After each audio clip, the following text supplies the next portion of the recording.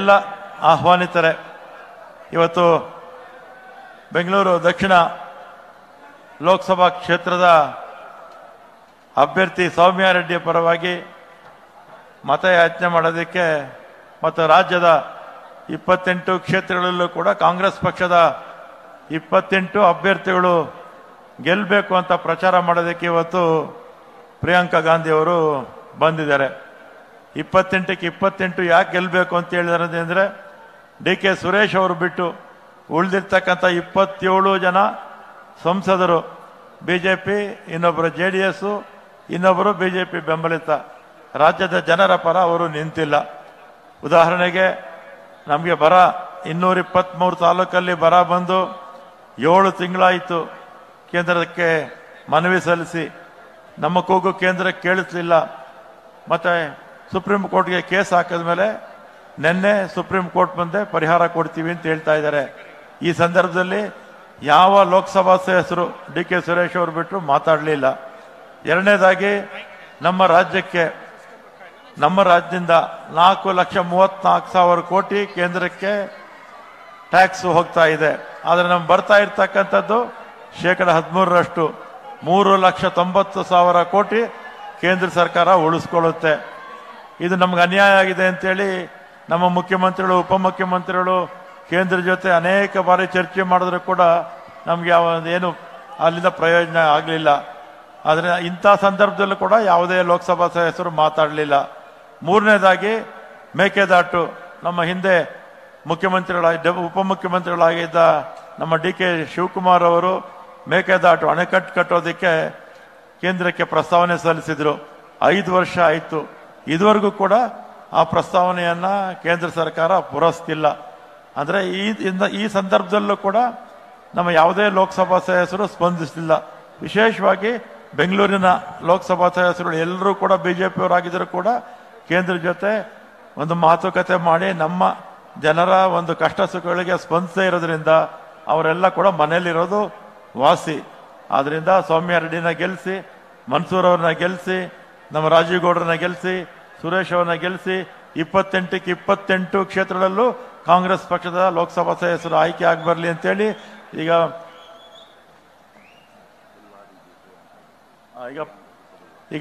ಪ್ರಿಯಾಂಕಾ ಗಾಂಧಿ ಅವರು ತಮ್ಮನ್ನ ಕುರಿತು ಮಾತಾಡ್ತಾರೆ. ಈಗ ಸಭೆಯನ್ನು ಉದ್ದೇಶಿಸಿ ಅಖಿಲ ಭಾರತ ಕಾಂಗ್ರೆಸ್ ಸಮಿತಿಯ ಪ್ರಧಾನ ಕಾರ್ಯದರ್ಶಿಗಳು, ನಿಮ್ಮೆಲ್ಲರ ನೆಚ್ಚಿನ ನಾಯಕರಾದಂಥ ಶ್ರೀಮತಿ ಪ್ರಿಯಾಂಕಾ ಗಾಂಧಿ ಅವರು ತಮ್ಮನ್ನು ಉದ್ದೇಶಿಸಿ ಮಾತನಾಡಲಿದ್ದಾರೆ.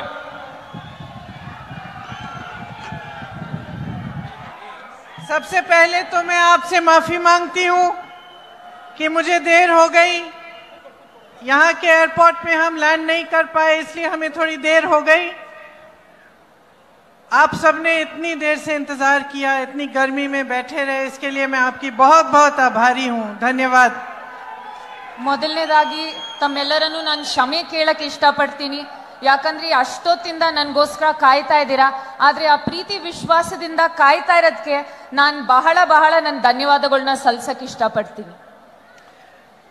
श्री डी.के. शिव कुमार जी, श्री रणदीप सुरजेवाला जी, श्री रामलिंग रेड्डी जी, श्री के.जे. जॉर्ज जी, श्री जमीर अहमद जी, श्री प्रिया कृष्णा जी, श्री एसी श्रीनिवास जी, श्री उमापति गौड़ा जी, श्री रहमान खान जी, मंच पर उपस्थित सभी नेतागण, सभी कार्यकर्ता, सभी पदाधिकारी, मेरी प्यारी बहनों, मेरे प्यारे भाई, आप सबको का इस सभा में बहुत बहुत स्वागत. ವೇದಿಕೆಯಲ್ಲಿ ಆಸೀನರಾಗಿರುವಂತ ಎಲ್ಲ ನಮ್ಮ ನಾಯಕರು ಹಾಗೂ ನನ್ನ ಪ್ರೀತಿ ಅಕ್ಕ ತಂಗಿರು, ಅಣ್ಣ ತಮ್ಮಂದಿರಿಗೆ ನನ್ನ ನಮಸ್ಕಾರಗಳು. यहाँ मैं कुछ महीनों पहले ही आई थी. प्रदेश के चुनाव थे, उस प्रचार के लिए मैं आई थी.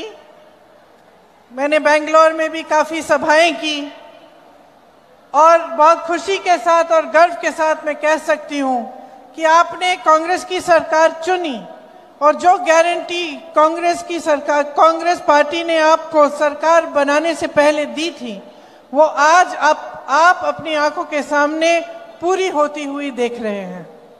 ನಾವು ಕೆಲವು ತಿಂಗಳು ಹಿಂದೆ ನಾನಿಲ್ಲಿ ಬಂದು ತಮ್ಮೆಲ್ಲರ ಜೊತೆ ಮಾತಾಡಿ ಬಹಳ ಸಭೆಗಳು ಮಾಡಿ ಹೋಗಿದ್ದೆ ಚುನಾವಣೆ ಮುಂಚಿತವಾಗಿ. ಆಮೇಲೆ ಚುನಾವಣೆ ಆದ್ಮೇಲೆ ತಾವು ಕಾಂಗ್ರೆಸ್ ಪಕ್ಷಕ್ಕೆ ಆಶೀರ್ವಾದ ಮಾಡಿ ನಮಗೆ ಸರ್ಕಾರ ತಂದು ಕೊಟ್ಟಿದ್ದು ನಂಗೆ ಬಹಳ ಖುಷಿ ಆಗುವಂತ ವಿಷಯ. ये सरकार जो प्रदेश में बनी है ये आपकी सरकार है. आपने देखा कि गृह लक्ष्मी योजना के तहत 1,25,00,000 महिलाओं को हर महीने 2,000 रुपए मिल रहे हैं. ಈ ಸರ್ಕಾರದಿಂದ ನನಗೆ ಬಹಳ ಖುಷಿಯಾಗೋ ವಿಷಯ ಏನಂದ್ರೆ ಪ್ರತಿ ತಿಂಗಳು 1 ಕೋಟಿಗಿಂತ ಹೆಚ್ಚು ಹೆಣ್ಮಕ್ಳಿಗೆ ಗೃಹಲಕ್ಷ್ಮಿ ಯೋಜನೆಯಿಂದ 2,000 ರೂಪಾಯಿ ಬರ್ತಾ ಇರೋದು ನಂಗೆ ಬಹಳ ಖುಷಿಯಾಗುವಂತ ವಿಷಯ. गृह ज्योति योजना के तहत 200 यूनिट बिजली की बिल में आपको फ्री मिलते हैं. ಗೃಹ ಜ್ಯೋತಿ ಯೋಜನೆಯಿಂದ ಪ್ರತಿಯೊಂದು ಮನೆಗೆ 200 ಯೂನಿಟ್ ಎಲೆಕ್ಟ್ರಿಸಿಟಿ ಉಚಿತವಾಗಿ ಸಿಗ್ತಾ ಇದೆ. अन्न भाग्य में 4.5 करोड़ के लगभग लोगों को राशन मिल रहा है. मुफ्त में मेरी सारी बहनें बस यात्रा कर रही हैं. अच्छा लग रहा है आपको? ಅನ್ನಭಾಗ್ಯ ಯೋಜನೆಯಿಂದ 4 ಕೋಟಿಗಿಂತ ಹೆಚ್ಚು ಕುಟುಂಬಗಳಿಗೆ ಇವತ್ತು ಅಕ್ಕಿ ಮತ್ತೆ ರೇಷನ್ ಸಿಗ್ತಾ ಇದೆ. ಮತ್ತೆ ಶಕ್ತಿ ಯೋಜನೆಯಿಂದ ನಮ್ಮ ಅಕ್ಕ ತಂಗಿರು ಉಚಿತವಾಗಿ ಬಸ್ಸಲ್ಲಿ ಪ್ರಯಾಣ ಮಾಡ್ತಾ ಇದ್ದಾರೆ. ಚೆನ್ನಾಗ್ ಅನ್ಸತ್ತಾ, ಖುಷಿ ಆಗತ್ತಾ ಅಂತ ಕೇಳ್ತಾ ಇದ್ದಾರೆ ತಮ್ಮನ್ನ. इसके साथ युवा निधि जो योजना है इसमें 1.5 लाख युवाओं को वजीफा मिल चुका है और ये शुरुआत है. जल्द ही 10 लाख और युवाओं को मिलेगा.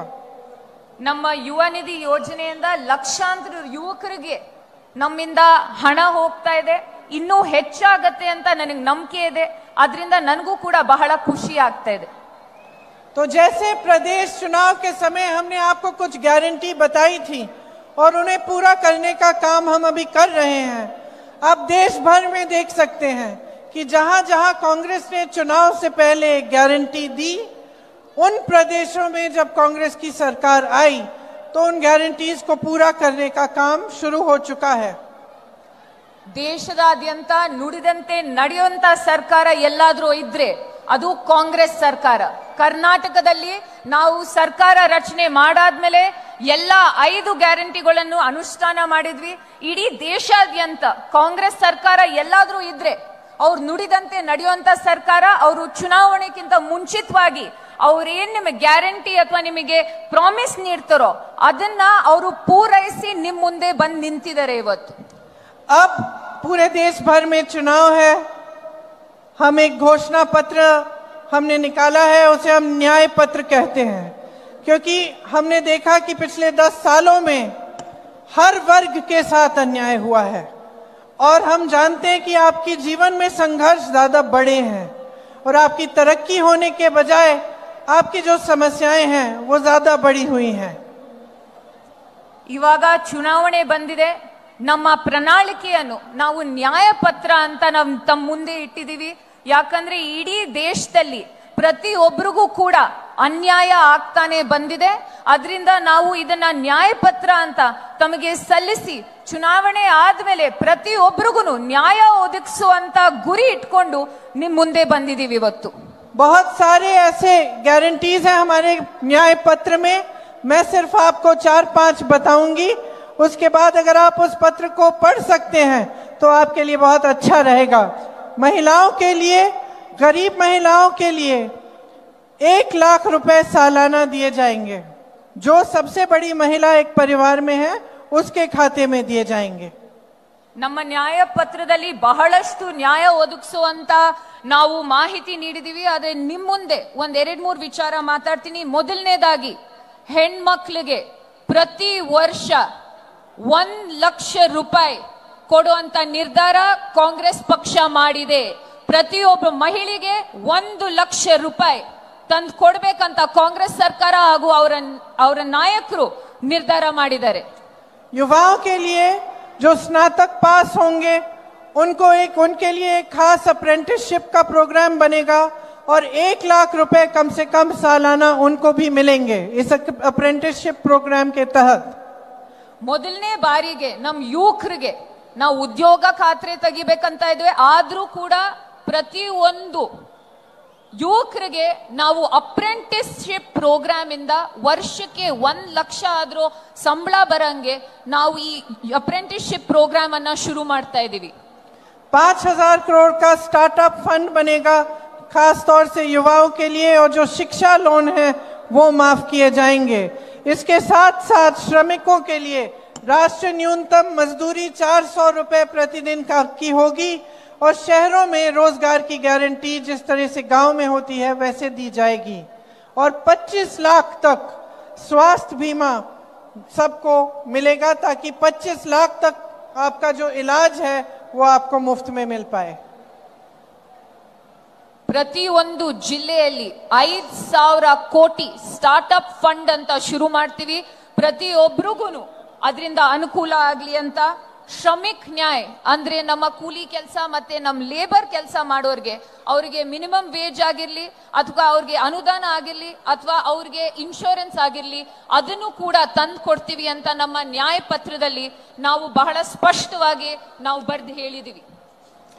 देखिए, मैं आपको ज्यादा कष्ट नहीं देना चाहती, ज्यादा लंबी बात नहीं करना चाहती, लेकिन कुछ बातचीत मैं जरूर आपसे इस बारे में करना चाहती हूं कि आज देश के सामने और आपके सामने 2 बड़े बड़े मसले हैं. सबसे पहला तो ये है कि आपके जो जीवन में जो संघर्ष हो रहा है और जो समस्याएं हैं इनको हल करने की बात, और दूसरा जो मसला है वो कि आज देश में क्या परिस्थितियां बन रही हैं, देश की राजनीति कैसे है और हम देश के भविष्य को किस तरह से देख रहे हैं. तो इन दोनों मसलों पे मैं थोड़ी सी आपसे बात करना चाहती हूँ.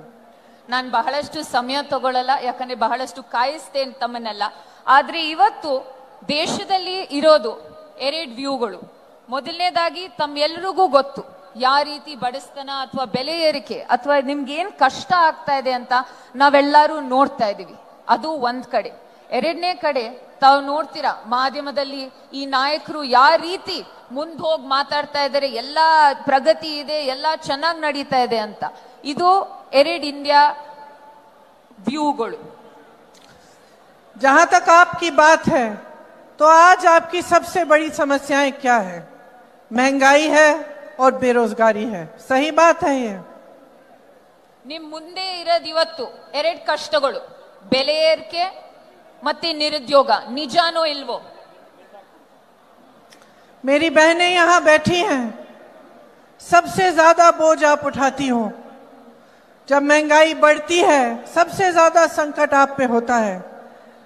जब कुछ खरीदने के लिए जाना पड़ता है, बच्चे बीमार पड़ते हैं, इलाज के लिए पैसे चाहिए, बच्चों के फीस के लिए पैसे चाहिए, तो चाहे सब जितने भी बड़े हैं घर में, चाहे सब नौकरी कर रहे हों, सब किसी न किसी तरह से रोजगार पाने की कोशिश कर रहे हों, जुगाड़ से किसी तरह से मेहनत कर रहे हों, तब भी पूरा नहीं हो रहा है पैसा. ನನ್ ಮುಂದೆ ನಮ್ಮ ಅಕ್ಕ ತಂಗಿಯರು ಎಲ್ಲರೂ ಇದ್ದಾರೆ. ಅವ್ರಿಗೆ ಗೊತ್ತು ಮನೆ ನಡೆಸುವಂತ ಕಷ್ಟ ಏನಿದೆ ಅಂತ. ಯಾವ ರೀತಿ ಬೆಲೆಗೆ ಏರಿಕೆ ಆದಾಗ ಅಥವಾ ಮನೇಲಿ ಮಕ್ಕಳಿಗೆ ಹುಷಾರ್ ತಪ್ಪಿದಾಗ ಅಥವಾ ಕೆಲಸ ಸಿಗದೆ ಇದ್ದಾಗ ಯಾವ ರೀತಿ ಮನೆ ನಡೆಸುವಂತ ಕಷ್ಟ ಆಗತ್ತೆ ಅಂತ ಅವ್ರಿಗೆ ಗೊತ್ತು. पेट्रोल महंगा है, डीजल महंगा है, मिट्टी की तेल महंगी है, सोना 73,000 तक चले गया, चांदी 90,000 है, गैस सिलेंडर का दाम कहां कहां पहुंच गया है, हर चीज का दाम बढ़ गया है, कुछ आपको सस्ता नहीं मिल रहा है. किस तरह से आप इस जीवन को जी रही हैं, किस तरह से आगे बढ़ पा रहा है परिवार, ये मैं समझती हूं कि बहुत ही मुश्किलों का आज आप सामना कर रही हैं.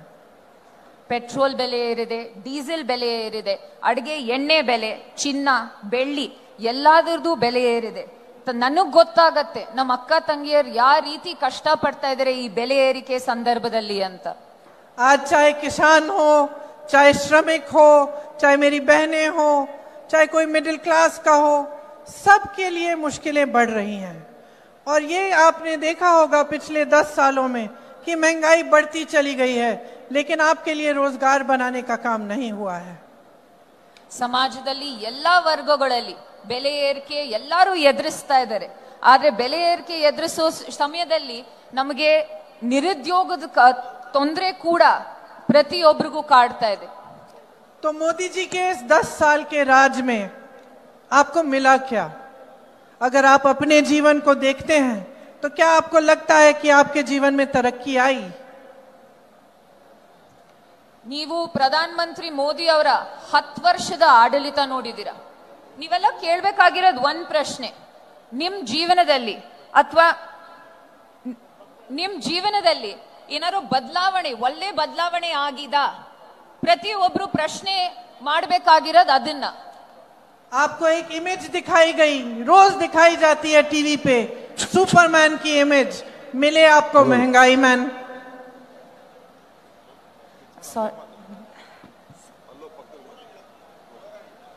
Come here. No, it's...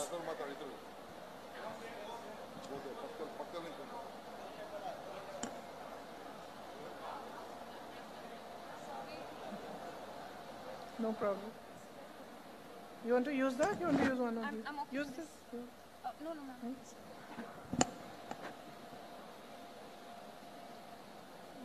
Okay. Go ahead. You want me to repeat? Yes, one line. मैं कह रही थी कि आपको सुपरमैन की इमेज दिखाई गई, लेकिन मिले आपको महंगाई मैन, जिन्होंने सिर्फ आपकी महंगाइयां बढ़ाई. ನಿಮ್ಮೆಲ್ಲರ ಮುಂದೆ ಸೂಪರ್ ಮ್ಯಾನ್ ತರ ಏನಂತೀನಿ ಬಂದ್ ನಿಂತ್ಕೊಂಡ್ರು. ಆದ್ರೆ ನಿಜಾಂಶ ಏನಂದ್ರೆ ಅವ್ರ ಸೂಪರ್ ಮ್ಯಾನ್ ಅಲ್ಲ, ಅವ್ರ ಬೆಲೆ ಏರಿಕೆ ಅಥವಾ ಮೆಹಂಗಾಯಿ ಮ್ಯಾನ್ ಆಗಿ ನಿಂತಿದ್ದಾರೆ ನಿಮ್ಮೆಲ್ಲರ ಮುಂದೆ. दरअसल सच्चाई ये है कि इन 10 सालों में सरकार आपके लिए नहीं चली.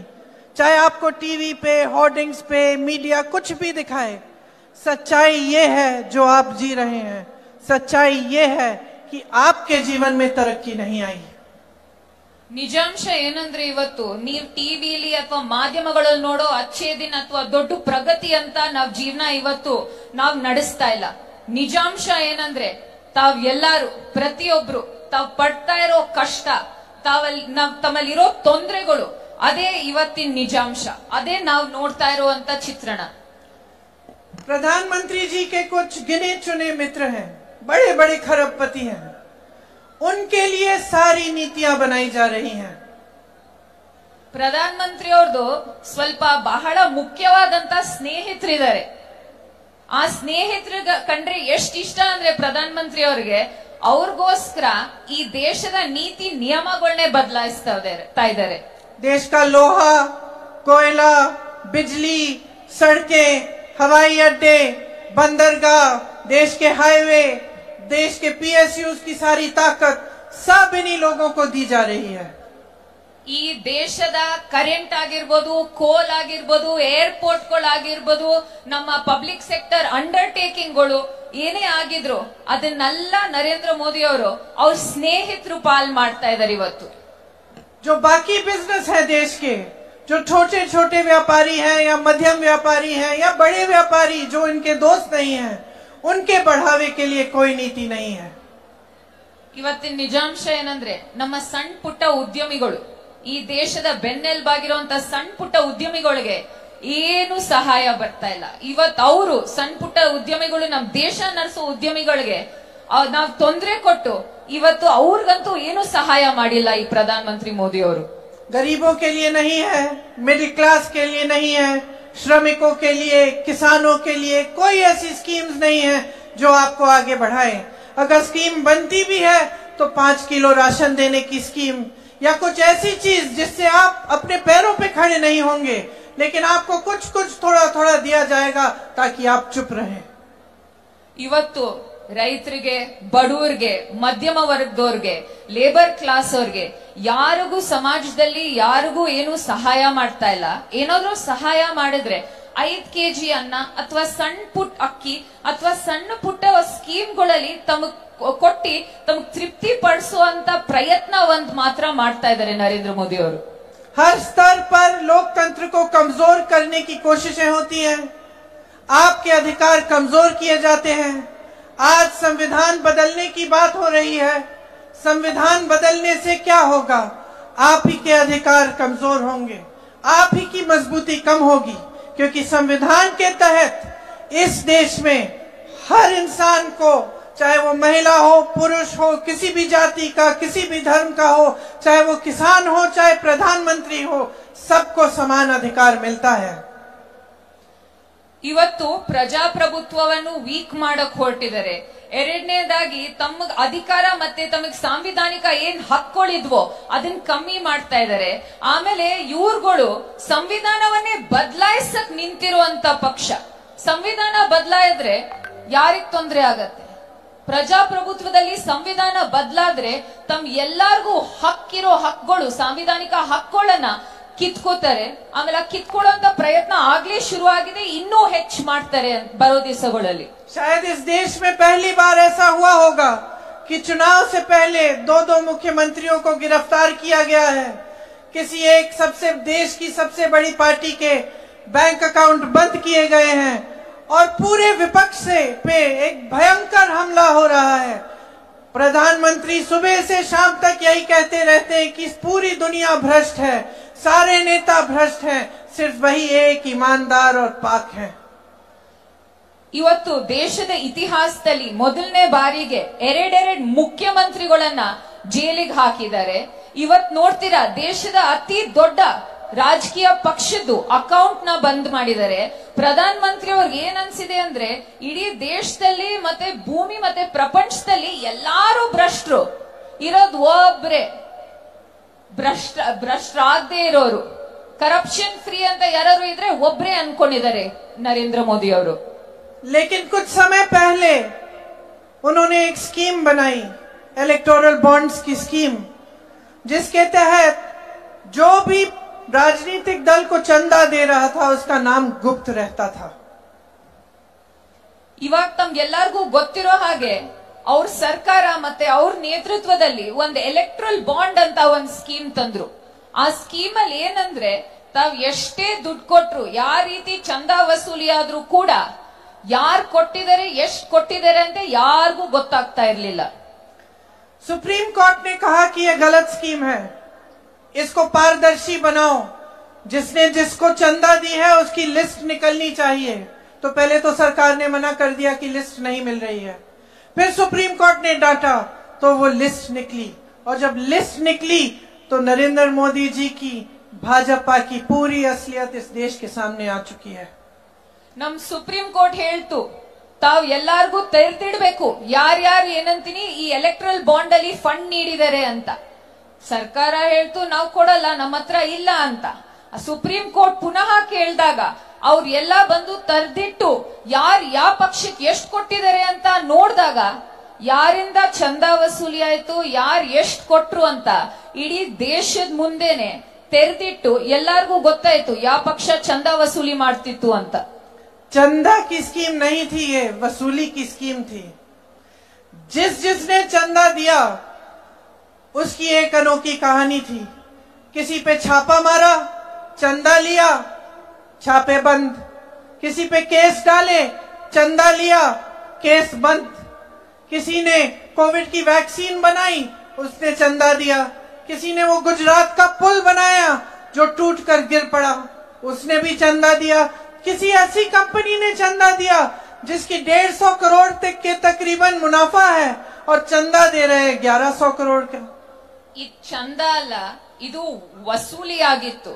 ಯಾಕಂದ್ರೆ ತಾವ್ ಯಾರ್ಯಾರು ಕೊಟ್ಟಿದ್ದಾರೆ, ದುಡ್ಡು ಕೊಟ್ಟಿದ್ದಾರೆ ಅಂತ ನೋಡಿದ್ರೆ ಯಾರ್ಯಾರಿಗೆ ITED ನೋಟಿಸ್ ಹೋಗಿತ್ತೋ ಅವ್ರಿಗೆ, ಯಾರ್ಯಾರ ಮೇಲೆ ಕೇಸ್ ಆಗಿತ್ತೋ ಅವ್ರಿಗೆ, ಯಾರ್ಯಾರಿಗೆ ವ್ಯಾಕ್ಸಿನ್ ಪರ್ಮಿಷನ್ ಬೇಕಿತ್ತೋ, ಬ್ರಿಡ್ಜ್ ಕಟ್ಟಕ್ ಪರ್ಮಿಷನ್ ಬೇಕಿತ್ತೋ, ಏನಾದ್ರು ಟೆಂಡರ್ ಕೆಲಸ ಆಗ್ಬೇಕಾಗಿತ್ತೋ, ಅವರು ಎಲೆಕ್ಟ್ರಲ್ ಬಾಂಡ್ಸ್ ಅಲ್ಲಿ ಈ ಪಕ್ಷಕ್ಕೆ ದುಡ್ಡು ಕೊಟ್ಟಿದ್ರು. ಇದು ಎಲ್ಲ ಬಹಿರಂಗವಾಗಿ ತಮ್ಮ ಮುಂದೆ ಸುಪ್ರೀಂ ಕೋರ್ಟ್ ಆದೇಶ ಆದ್ಮೇಲೆ ಮುಂದ್ ಬಂದ್ ಇಟ್ಟಿದೀವಿ. पूरी तरह से काले धन को सफेद करने की स्कीम है ये.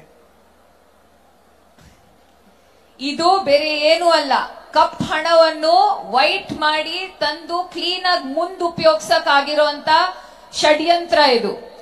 और भाजपा ने तो इतना मजाक समझ रखा है, वो सोचते हैं कि कुछ भी कर लेंगे, पब्लिक को पता नहीं चलेगा. एक पूरी सर्विस, जैसे आप जाते हैं ना लॉन्ड्री सर्विस में, फुल सर्विस देते हैं. वॉशिंग मशीन है, उसमें काला धन डालो, सफेद निकलता है.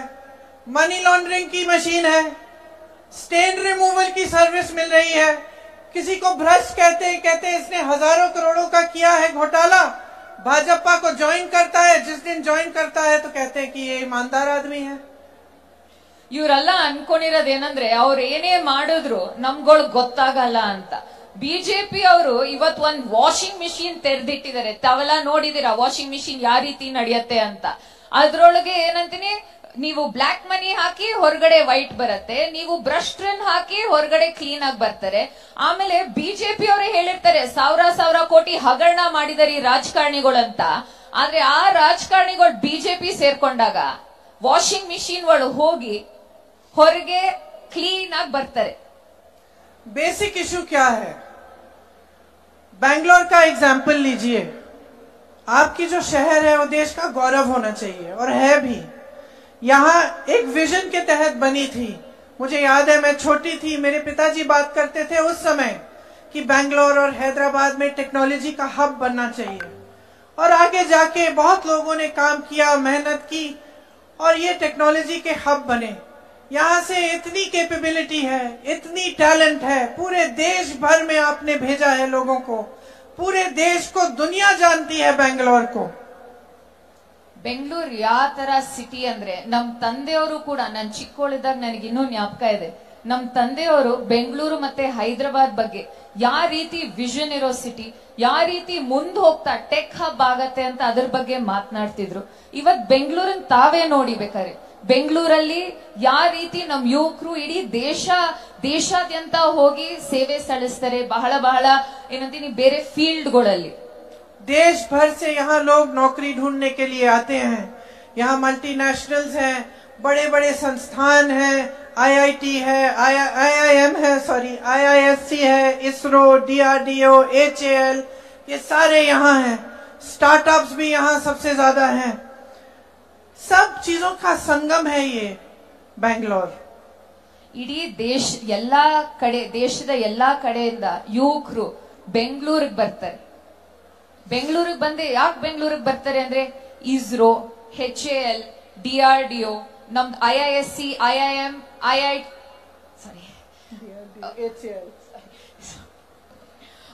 ಬಹಳಷ್ಟು ಸಂಸ್ಥಾ ಇನ್ಸ್ಟಿಟ್ಯೂಷನ್ಗಳಿದಾವೆ.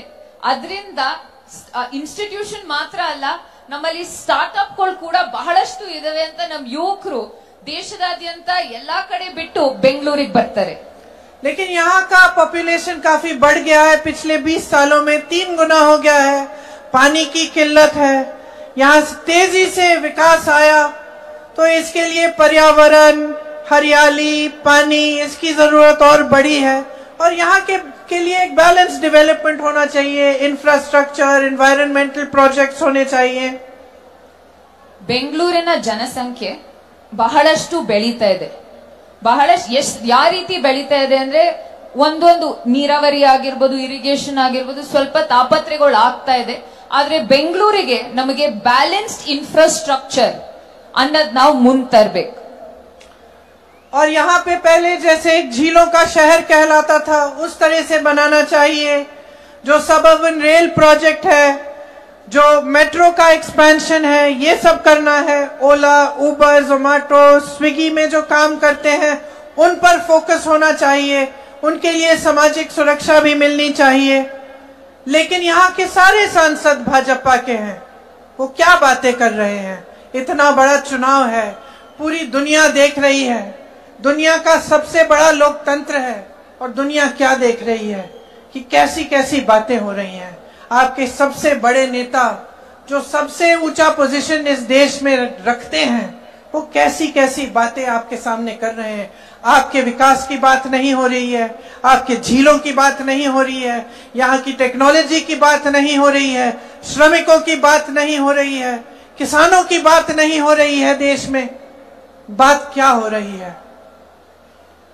ಬೆಂಗಳೂರಲ್ಲಿ ಬಹಳಷ್ಟು ಸಬರ್ಬನ್ ರೇಲ್ ಆಗಿರ್ಲಿ, ಮೆಟ್ರೋ ಆಗಿರ್ಲಿ, ಅದಕ್ಕೆ ನಾವಿನ್ನೂ ಹೊತ್ತು ಕೊಟ್ಟು ನಾವಿನ್ನೂ ಡೆವಲಪ್ ಮಾಡಬೇಕು. ಆಮೇಲೆ ಗಿಗ್ ವರ್ಕರ್ಸ್ ಬೆಂಗಳೂರಲ್ಲಿ ಬಹಳಷ್ಟಿದ್ದಾರೆ.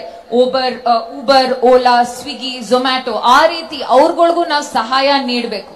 ಆದ್ರೆ ತೊಂದರೆ ಮತ್ತೆ ತಾಪತ್ರೆ ಏನಂದ್ರೆ, ಬೆಂಗಳೂರಿನ ಎಲ್ಲಾ ಸಂಸದರು ಯಾವ ಪಕ್ಷದವರು? ಬಿಜೆಪಿ ಪಕ್ಷದವರು.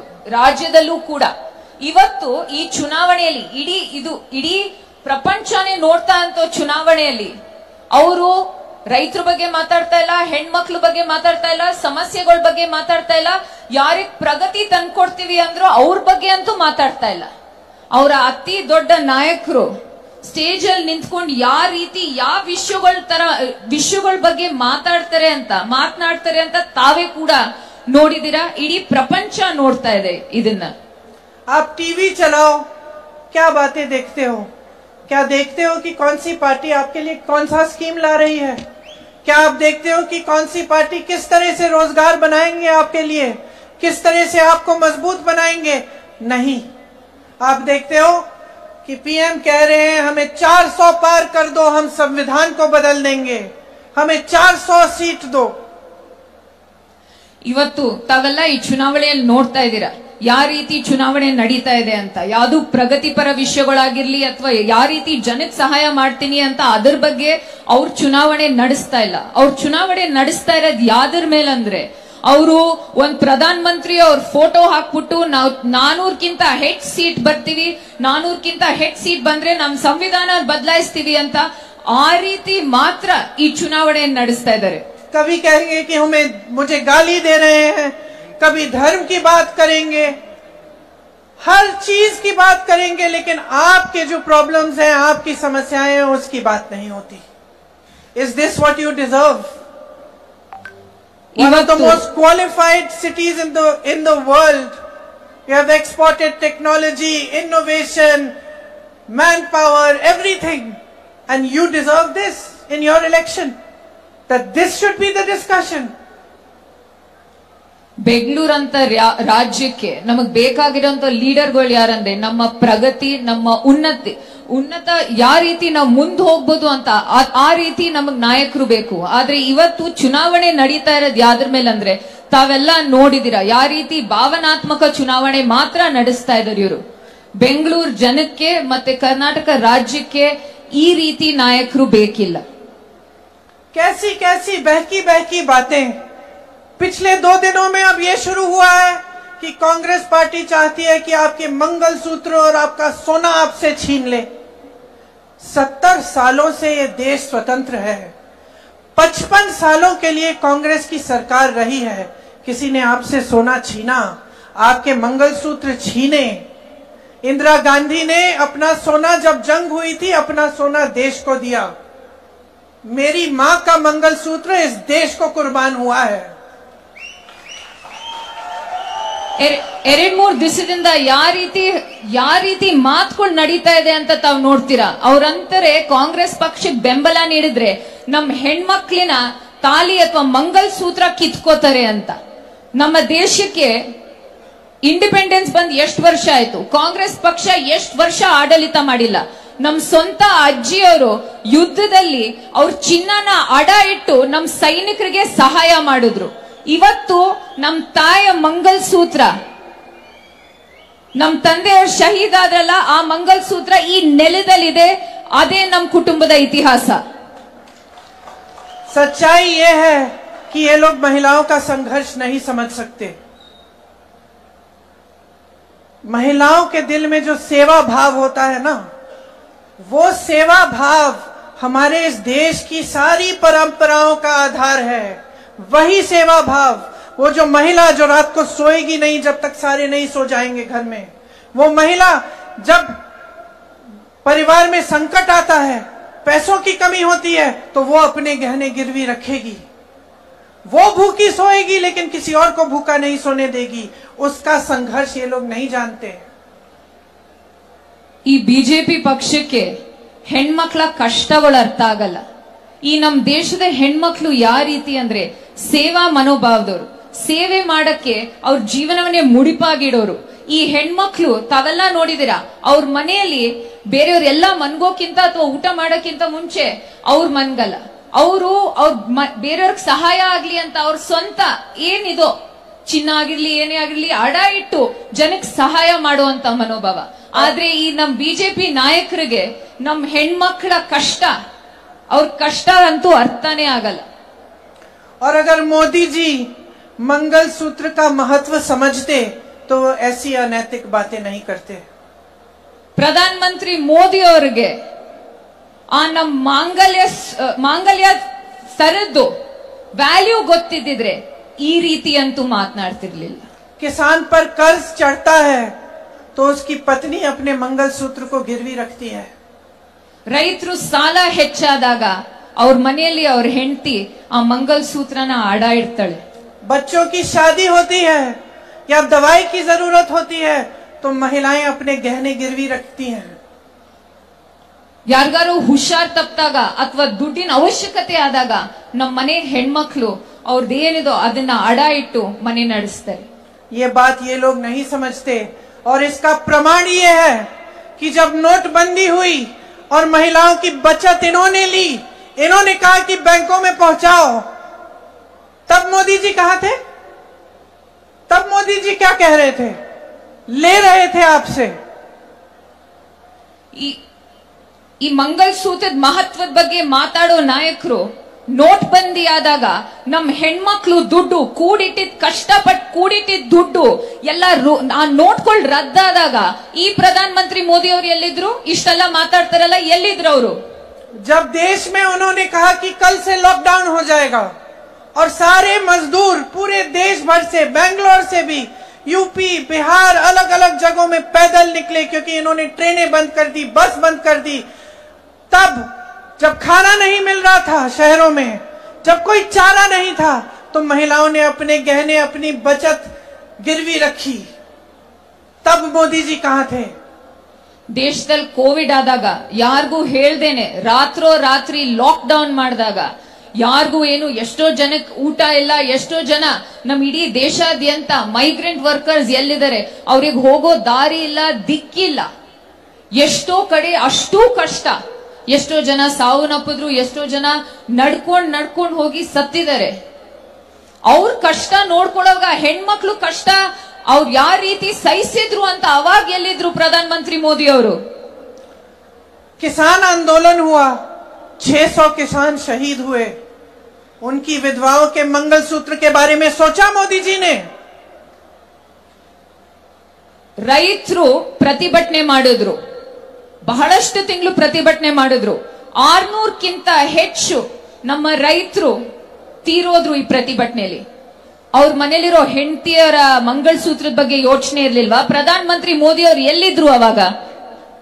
मणिपुर में एक जवान की बीवी को का वस्त्र हरण करके पूरे देश के सामने चलाया, मोदी जी चुप थे, कुछ नहीं बोले, उसके मंगलसूत्र के बारे में नहीं सोचा उन्होंने।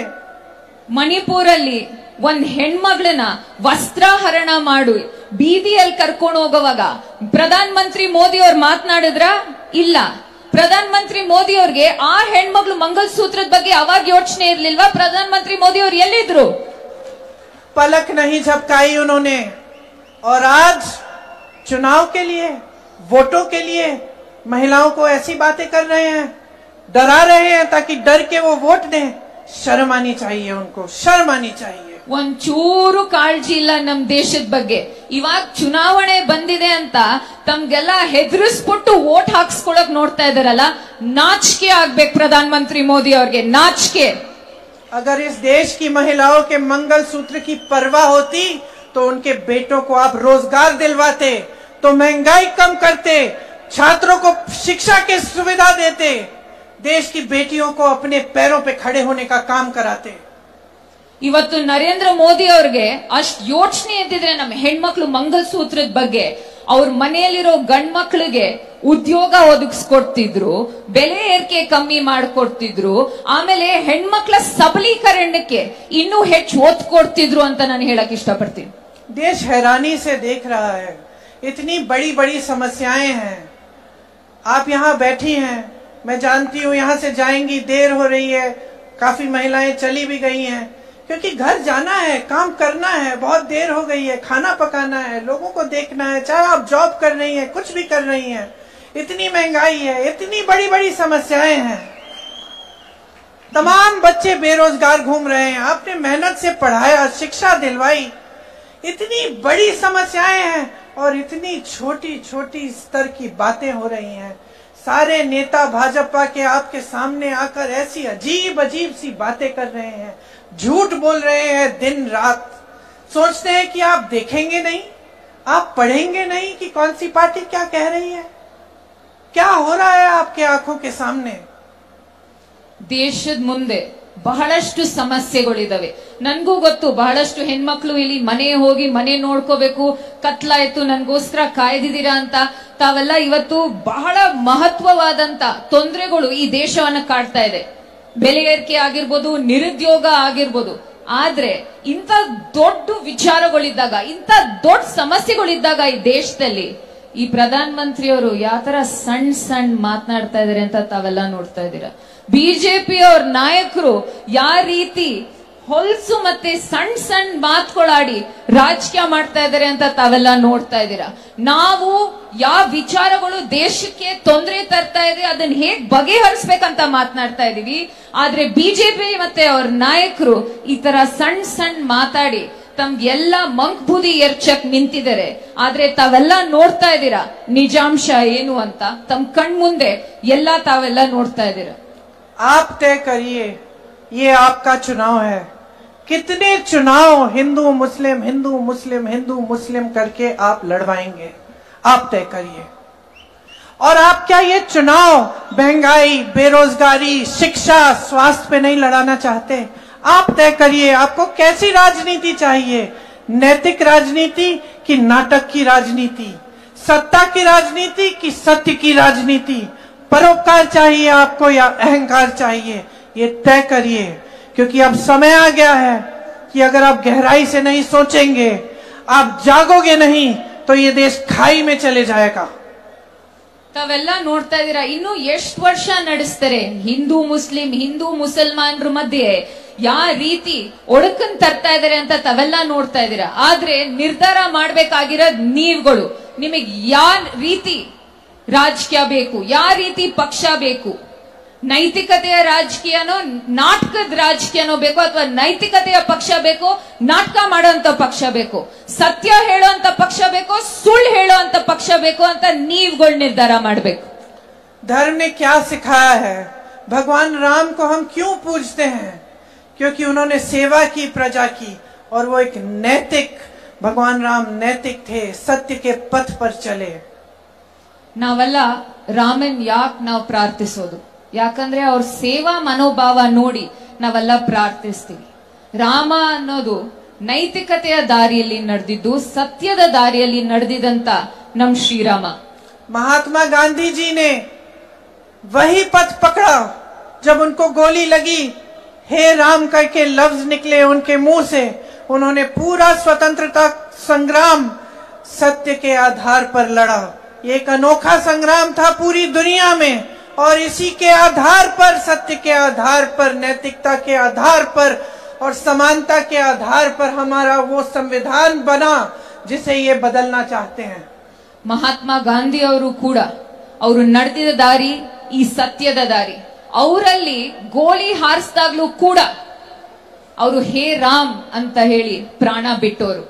ನಮ್ ಇಡೀ ಸ್ವತಂತ್ರ ಚಳುವಳಿಯಲ್ಲಿ ಮಹಾತ್ಮ ಗಾಂಧಿ ಅವರು ಸತ್ಯದ ಹಾದಿಯಲ್ಲಿ ಹೋದ್ರು. ಆ ಸತ್ಯವನ್ನ ಇಟ್ಕೊಂಡು ಸಾಮಾಜಿಕ ನ್ಯಾಯವನ್ನ ಮುಂದಿಟ್ಟು ನಾವು ಸಂವಿಧಾನವನ್ನ ತಂದಿಟ್ವಿ. लेकिन आज ये स्थिति है कि झूठ का बोलबाला है, सत्य को छोड़िए। रोज सुबह से शाम तक आप पूरा अपने सामने नाटक देखते हैं। सरकारें तोड़ी जाती हैं, पैसे खिलाए जाते हैं विधायकों को, सारी चीजें सब आपकी आंखों के सामने होते हैं। मीडिया दंडवत होके कहती है कि देखिए मोदी का मास्टर स्ट्रोक, मोदी जी ने किया, कोई और नहीं कर सकता। सारे गलत काम हो रहे हैं, आपकी आंखों के सामने हो रहे हैं, आप चुप हैं। विपक्ष चीख रहा है, चिल्ला रहा है, विपक्ष पर दबाव डल रहा है, मीडिया पर दबाव डल रहा है, न्यायालयों पे दबाव डल रहा है। जितने भी संस्थान बने थे आपके अधिकारों की रक्षा के लिए, सब दबाए जा रहे हैं। हम लड़ रहे हैं, आप कब लड़ोगे? ಸತ್ಯ ಅನ್ನೋದ್ ಬಿಟ್ಬಿಡಿ, ಬಿಜೆಪಿ ಅವರು ಪ್ರತಿ ದಿನ ನಾಟಕ ಮತ್ತೆ ಸುಳ್ಳು ಹೇಳ್ಕೊಂಡು ಓಡಾಡ್ಕೊಂಡು ರಾಜಕೀಯ ಮಾಡ್ತಾ ಇದ್ದಾರೆ. ಪ್ರತಿಯೊಬ್ಬರಿಗೂ ಗೊತ್ತು ಈ ನಿಜಾಂಶ ಏನು ಅಂತ, ಏನ್ ತಾಪತ್ರೆಗಳು ತಮ್ಮನ್ನೆಲ್ಲ ಕಾಡ್ತಾ ಇದೆ ಅಂತ ತಮ್ಗೆಲ್ಲರಿಗೂ ಗೊತ್ತು. ಆದ್ರೆ ದೇಶದ ಮಾಧ್ಯಮಗಳಲ್ಲಿ ಎಲ್ಲ ಚೆನ್ನಾಗಿದೆ, ಪ್ರಗತಿ ಇದೆ, ಈ ದೇಶದಲ್ಲಿ ಎಲ್ಲ ಉದ್ಧಾರ ಆಗ್ತಾ ಇದಾರೆ ಅಂತ ತೋರಿಸ್ತಾ ಇದ್ದಾರೆ. ಇವತ್ತು ನರೇಂದ್ರ ಮೋದಿ ವಿಪಕ್ಷದ ನಾಯಕರು ಮಾತ್ರ ಅಲ್ಲ, ಮಾಧ್ಯಮಗಳಾಗಿರ್ಲಿ, ವಿಪಕ್ಷ ಆಗಿರ್ಲಿ, ಉನ್ನತ ನ್ಯಾಯಾಲಯ ಆಗಿರ್ಲಿ, ಪ್ರತಿ ಒಬ್ರು ಮೇಲೆ ಪ್ರೆಷರ್ ತಂದು ಏನ್ ಸಾಧಿಸಕ್ ನೋಡ್ತಾ ಇದಾರೆ ಅಂತ ನೀವ್ ನೋಡ್ತಾ ಇದ್ದೀರಾ. ಆದ್ರೆ ನಿಮ್ ಹಕ್ಕಗೋಸ್ಕರ ಯಾರೋ ಹೋರಾಟ ಮಾಡಂಗಿದ್ರೆ ನಾವ್ ನಿಮ್ ಪರ ಯಾವತ್ತೂ ನಿಂತಿರ್ತೀವಿ. समय आ गया है कि आप अपनी लड़ाई लड़ना शुरू करें, अपने अधिकारों की लड़ाई, कि आप हर नेता को, हर राजनीतिक दल को, खास तौर से भाजपा को और प्रधानमंत्री जी को ये सिखाएं कि आपके मुद्दों पे चुनाव लड़े जाने चाहिए.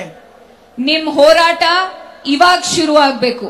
ನೀವು ಹೋರಾಟದ ಹಾದಿಲಿ ಮುಂದೆ ಹೋಗಿ ನೀವು ಪ್ರತಿ ಒಂದು ನಾಯಕರಿಗೆ ಈ ಚುನಾವಣೆಯಲ್ಲಿ ತೋರಿಸ್ಕೊಡ್ಬೇಕಾಗಿರೋದೇನಂದ್ರೆ, ಈ ಚುನಾವಣೆ ನಮ್ಗೇನ್ ಕಾಡ್ತಾ ಇದೆ, ಏನ್ ಇಶ್ಯೂಸ್ ಇದೆ ಅದರ ಮೇಲೆ ನಡಿಬೇಕು, ನಮ್ಗೇನ್ ತೊಂದರೆ ಇದೆ, ಈ ದೇಶಕ್ಕೆ ಏನಾಗಿದೆ ಅದರ ಮೇಲೆ ನಡಿಬೇಕು ಅಂತ ತಾವು ತಕ್ಕ ಪಾಠವನ್ನ ಕಲಿಸ್ಕೊಡ್ಬೇಕು. मैं मोदी जी को चुनौती देती हूँ, इस चुनाव को महंगाई, बेरोजगारी, शिक्षा की सुविधाएं, स्वास्थ्य की सुविधाएं पे लड़ के देखें. ನಾನ್ ನರೇಂದ್ರ ಮೋದಿ ಅವ್ರಿಗೊಂದು ಚಾಲೆಂಜ್ ಕೊಡ್ತೀನಿ. ಇವತ್ತು ಈ ಎಲೆಕ್ಷನ್ ನ ಬೆಲೆ ಏರಿಕೆ, ನಿರುದ್ಯೋಗ, ಶಿಕ್ಷಣದಲ್ಲಿ ಆಗ್ತಾ ಇರೋ ಕೊರತೆಗಳು ಮತ್ತೆ ಹೆಲ್ತ್ ಅಲ್ಲಿರೋ ತೊಂದರೆಗಳ ಬಗ್ಗೆ ನೀವು ಎಲೆಕ್ಷನ್ ನ ಬಂದು ನೀವು ನಿಂತ್ಕೊಳ್ಳಿ ಅಂತ ನಾನು ಓಪನ್ ಚಾಲೆಂಜ್ ಕೊಡ್ತಾ ಇದ್ದೀನಿ. इन 10 सालों में क्या किया है आपके लिए, कौन सी तरक्की लाए हैं आपके जीवन में, यहाँ खड़े होकर ये बताएं. ಈ 10 ವರ್ಷದಲ್ಲಿ ನಿಮ್ ಜೀವನದಲ್ಲಿ ಏನ್ ಪ್ರಗತಿ ತಂದಿದ್ದಾರೆ, ನಿಮ್ಗೋಸ್ಕರ ಏನ್ ಮಾಡಿದ್ದಾರೆ ಅಂತ ಇಲ್ಲಿ ಬಂದು ನಿಂತ್ಕೊಂಡು ಮಾತಾಡ್ಬೇಕು ಪ್ರಧಾನ ಮಂತ್ರಿ ಮೋದಿ ಅವರು. और मैं आपको चुनौती देती हूँ, इस देश की जनता को, कि आप जागो, जागरूक बनो, मांगो अपना हक, अपने अधिकारों के लिए लड़ो और इस चुनाव को अपने बारे में बनाओ. ನಾನ್ ನಿಮ್ಗೆ ಎಲ್ಲಾರ್ಗೂ ಹೇಳೋದೇನಂದ್ರೆ, ಇದು ನಿಮ್ಮ ಹೋರಾಟ. ಈ ಚುನಾವಣೆ ನಿಮ್ಮ ಇಶ್ಯೂಸ್ ಮೇಲಾಗ್ಬೇಕು, ನಿಮಗ್ ಆಗ್ತಾರ ಅಂತ ಏನ್ ತೊಂದರೆಗಳಿದೋ ಅದರ ಮೇಲಾಗ್ಬೇಕು. ಇದೇ ನಿಮ್ಮ ಹೋರಾಟ. ನೀವೆಲ್ಲರೂ ಎದ್ದೇಳಿ ಎಚ್ಚರರಾಗಿ ಮುಂದೆ ಹೋಗಿ ಅಂತ ನಾನು ಹೇಳಕ್ ಇಷ್ಟಪಡ್ತೀನಿ. बहुत हो गया है, आपने बहुत देख लिया है, अब बदलाव लाओ, कांग्रेस के उम्मीदवारों को जिताओ.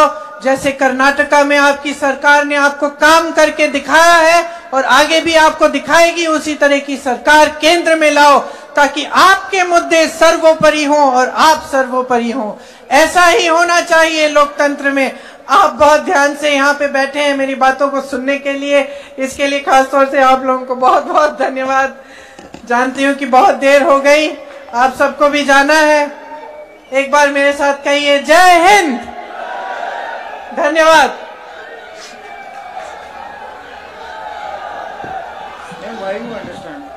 This message for you.